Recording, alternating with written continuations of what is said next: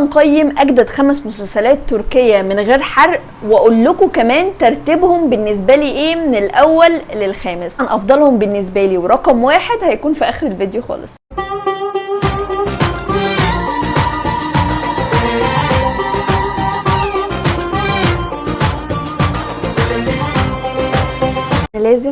لازم اعمل المقدمة دي، لان انا مبسوطه جدا ان انا رجعت اليوتيوب تاني، لان هو اصلا كانت بدايتي في اليوتيوب ونهايتي، يعني بدات ووقفت في نفس الوقت بصراحه. بس يا جماعه انا رجعت عشان بجد حاسه ان الناس اللي بتحب التركي او المسلسلات التركيه او عشاق كل حاجه ليها علاقه بالتركي، انا مش حاسه ان ليهم قناه على اليوتيوب. يعني القناه اللي تعمل ريفيو مسلسلات، تعلم تركي، تتكلم عن تركيا، تتكلم عن اخر اخبار النجوم الاتراك، كل ده مش لاقيه له قناه على اليوتيوب. فقلت يا امنيه كوني انت القناه، يعني اتحركي، قومي يا بت، عارفين قومي يا بت، انا قلت نفسي كده، قومي يا بت اعملي للناس قناه. لازم اعمل لكم المقدمه دي، لان القناه دي هيكون فيها كل حاجه ليها علاقه بالعالم التركي. وهنبداوا بفيديو النهارده تقييم المسلسلات الجديده كلها. بس احنا في الفيديو ده هنتكلم عن المسلسلات الجديده بس، عشان محدش يقول لي مسلسل بهار، البراعم الحمراء، لا ارجوكم. احنا هنتكلم النهارده عن المسلسلات التركيه الجديده فقط. انتوا رايكم ايه؟ بس انا شايفه ان تركيا الشهر اللي فات قدمت واحد من اقوى المواسم في المسلسلات بتاعتها. يعني يا جماعه انتوا شايفين المنافسه في المسلسلات عامله ازاي؟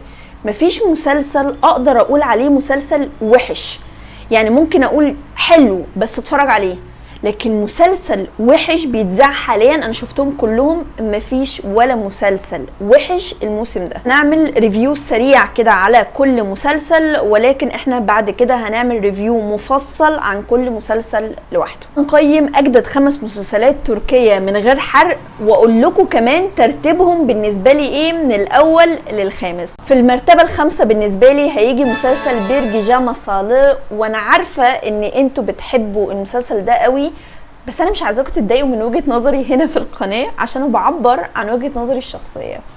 انا شايفة ان هو اقل مسلسل موجود الموسم ده. انا عارفة ان في ناس حبته، بس انا عشان اتفرجت على كل المسلسلات فانا شايفة ان هو مش مسلسل وحش، بس مش اقوى مسلسل. المسلسل باختصار ابن بيرجع لبلدته مرة تانية عشان ينتقم من اللي قتلوا باباه، واللي قتلوا باباه هم نفس الناس اللي هيطلعوا اهل البنت اللي هو لما يروح البلد بالصدفة هيقابلها، دونا عن مليون بنت قابل دي. هو بالصدفة هيقابل البنت دي، وطبيعي هيحبها، وفيما بعد هيكتشف ان باباها هو اللي قتل باباه، ومن هنا هتبدأ القصة. وعلى فكرة بالمناسبة دي قصة مسلسل عاصي، لو اتفرجتوا على مسلسل عاصي زمان قصة مشابهة جدا للمسلسل. مسلسل رقم 4 بالنسبة لي هو مسلسل ليلى بطولة جيمري بايسال، والأهم إخراج هلال سراي، واحدة من أقوى المخرجين في تركيا.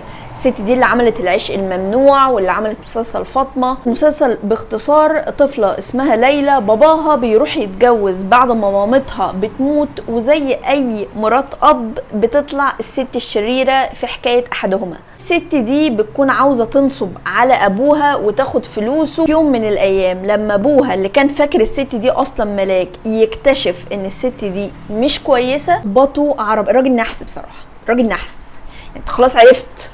بعد كده الست دي عشان قلبها رحيم طبعا ما بتحبش ان هي تقتل الطفله، عشان الاطفال في تركيا حاجه مهمه جدا.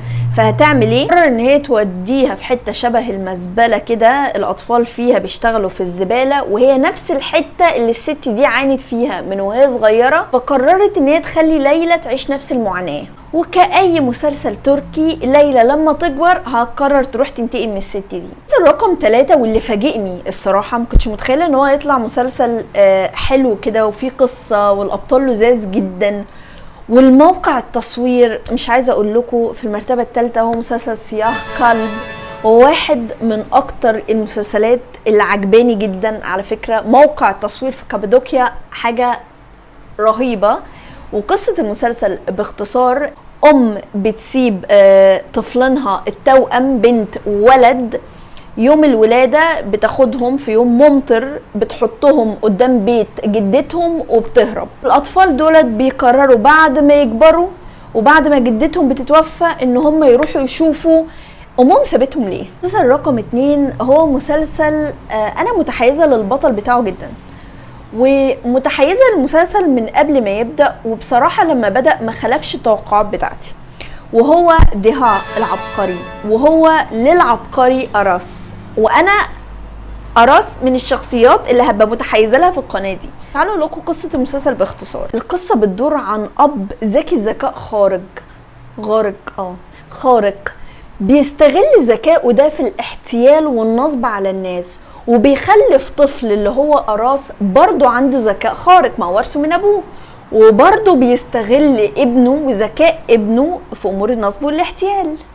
ولكن فيما بعد الأب ده بيقرر إن هو يسيب عيلته ومامته وابنه اللي ذكي ذكاء خارق ده ويهرب مع واحدة تانية وابنها، وينفض لعيلته بقى تمام، ما يعرفش عيلته دي مرة تانية. مسلسل رقم 1، اكتبوا لي لو متوقعين، لو بأمانة توقعته هو أنهي مسلسل، إن أنا حاسة إنه مسلسل مش متوقع.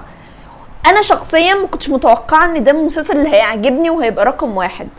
مسلسل أصلا أنا ما كنتش هتفرج عليه، والله العظيم أنا ما كنتش فعلا ناوية أتفرج عليه. بصراحة ما بحبش أبطاله، مش حاسة إن أنا هيقدموا إيه، مش حاسة إن هو هيبقى حلو. اسمه حتى اسمه مشدنيش، بس قلت يا بنتي افتحي اتفرجي. عشان كده رقم 1 يجي معانا مسلسل كارادوت، التوت الاسود.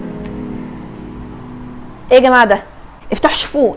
انا هنا مش هأوفر على القناه دي، انا الحاجه الحلوه هطلع اقول حلوه، وانا متاكده ان انتوا هتقولوا عليها حلوه. خلاص احنا يبقى في ثقه ما بيننا، لازم يبقى في ثقه ما بيننا لو هنفتح القناه دي.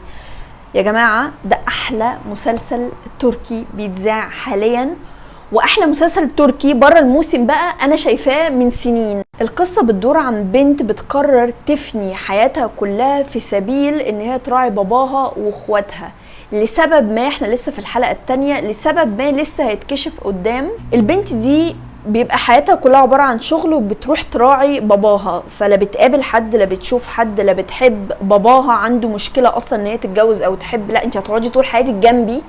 قصة غريبة، قصة مشوقة فعلا، قصة مشوقة.